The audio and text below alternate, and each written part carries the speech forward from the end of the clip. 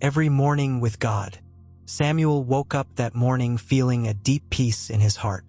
The habit of starting his day with prayer and meditation on the Word had become an unshakable pillar in his life.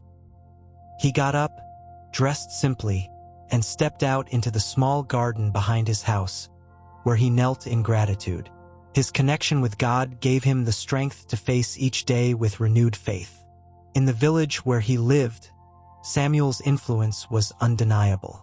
He was not a preacher of large crowds or a recognized ecclesiastical leader, but his life reflected the light of God in such a pure way that those who knew him felt called to draw closer to the Creator. Every day, after his time with God, he would walk into town with a smile on his face, ready to serve those in need.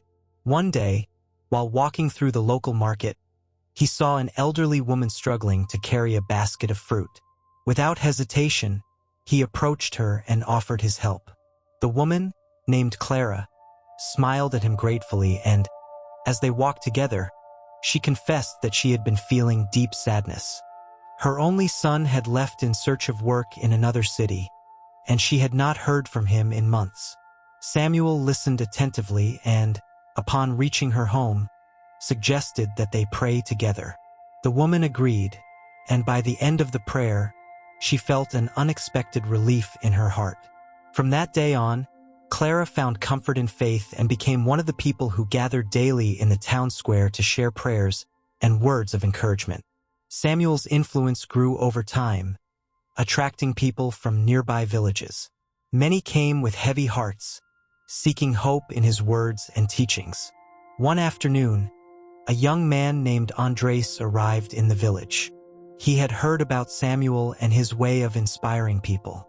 Andres was a city man, accustomed to a fast-paced life and lacking the peace he was searching for. After observing Samuel for a few days, he finally gathered the courage to speak with him. "I don't understand how you can always be so calm and confident," he said.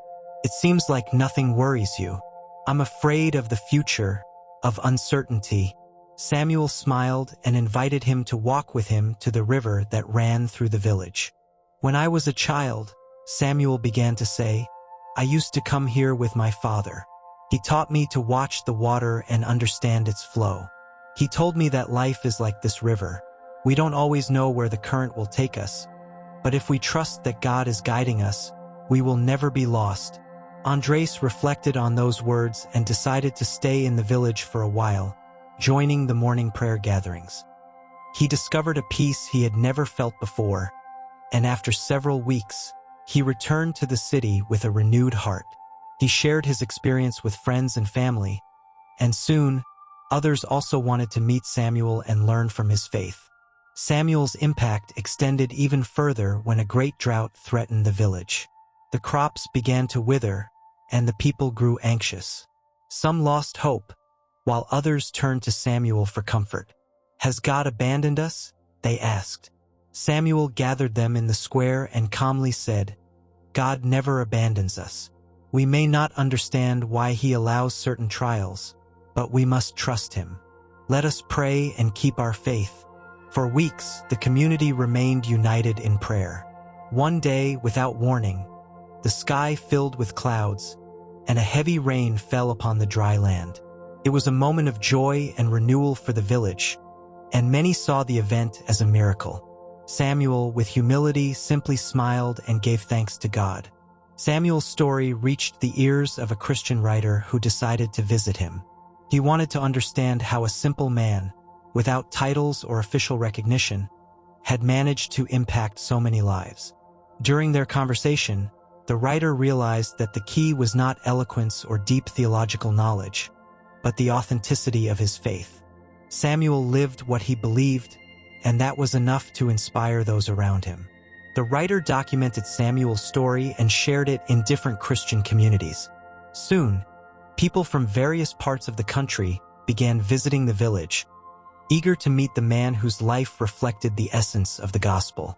Samuel did not see himself as special, but he understood that God was using him as an instrument to remind people of the importance of putting Him at the center of their lives. As the years passed, Samuel continued living with the same simplicity and devotion. He never sought fame or recognition. He only wanted to be faithful to his calling. And so, with each sunrise, each sincere prayer, and each act of love, he continued to sow seeds of faith that would bloom in the hearts of those who sincerely sought God. In his final stage of life, Samuel continued dedicating his mornings to prayer and the study of the Word. He knew that his time on earth was coming to an end, but he was not afraid, for he trusted in God's promises. One day, while praying at dawn, he felt an indescribable peace and understood that his mission was complete. Surrounded by friends and family who had been transformed by his example, he departed from this world with a smile on his face, knowing he had lived with purpose and love. Samuel's story continued to inspire generations, reminding everyone that the secret to a full and meaningful life was not found in riches or material achievements, but in constant communion with God. And so, his legacy endured, carrying the message that each day, by beginning with God, a door opens to peace, hope, and true transformation.